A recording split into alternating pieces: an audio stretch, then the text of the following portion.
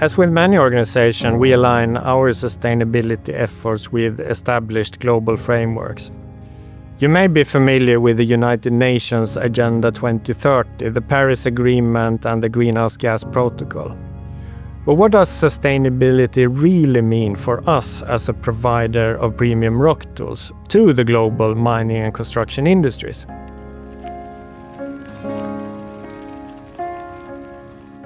By producing high-quality rock tools that drill faster, straighter and longer, we help our customers to boost productivity.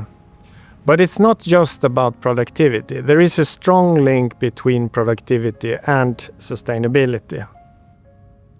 Our major focus on product development and innovation ensures that we offer our customers premium products that do deliver premium performance. Increased drilling speed and straighter holes means that more ore can be extracted per shift in the mines, with a lower cost, lower energy and fuel consumption, which obviously is good for the environment.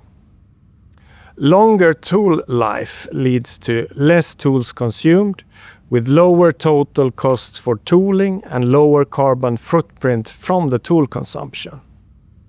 When the tools last longer, you also limit the number of tool changes, which can be a risky procedure for the operators doing the job. So this means improved safety for the drillers, again, when we have a longer service life of the tools. So while enhancing productivity, we reduce emissions, the environmental impact and increase safety. So choosing the right rock tools really matters. They may be a small component in the whole context of a whole drilling and blasting operation at a mine, but they can have a significant impact. It's a win-win where productivity and sustainability really go hand in hand.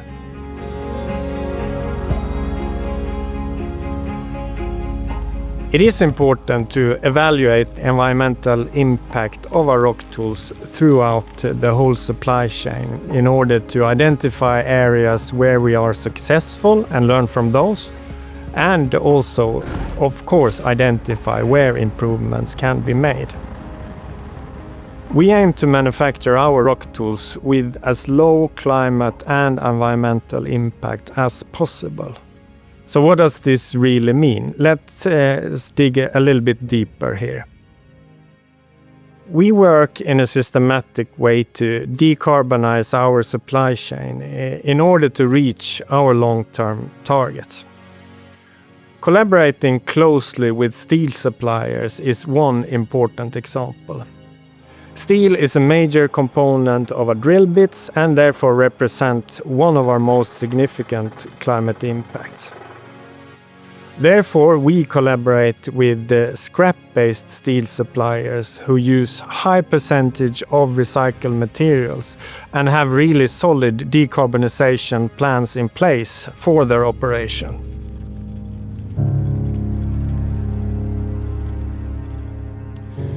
Within Sandvik, we also have a very strong control of the entire supply chain of our cemented carbide inserts. That is a key component in our rock drill bits. And we actually use up to 75% of recycled raw materials, even in our premium performance grade, the power carbide grades. And this to improve efficiency, reduce environmental footprint by improving circularity of finite materials such as tungsten and cobalt that are key components in the cemented carbide.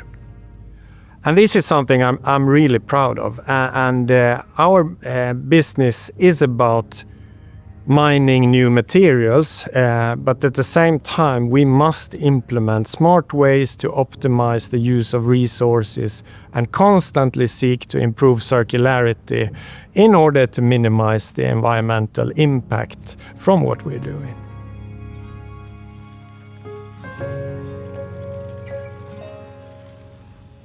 Other actions include to reduce the climate footprint of our production units, and here we have important parts such as assuring that we have fossil-free energy agreements that we use solar panels on the roofs, that we recover waste heat from our cooling systems, and that we transition away from fossil fuels to biofuels and electrified things.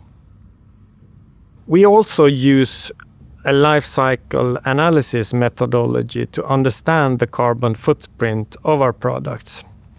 And we target to quantify the carbon emissions on a detailed level that are caused by producing our tools.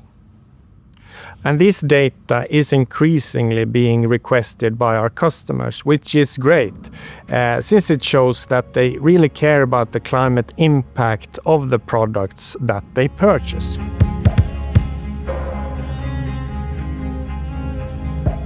Transport is another area to address, and here improvements can be made. We aim to reduce air freight by strengthening global and regional logistics. And accurate planning and forecasting between sales areas and production units are key here. And we want to ensure timely delivery and the possibility to use, for example, sea freight then in order to reduce emissions. And we also try to use more and more biofuels in our land vehicles, electrification and trains that are electrified. And we are witnessing a development towards fossil-free technologies and infrastructure, such as biofueled vehicles or electric vehicles. However, one may wish for this transition to occur more rapidly across all regions of the world.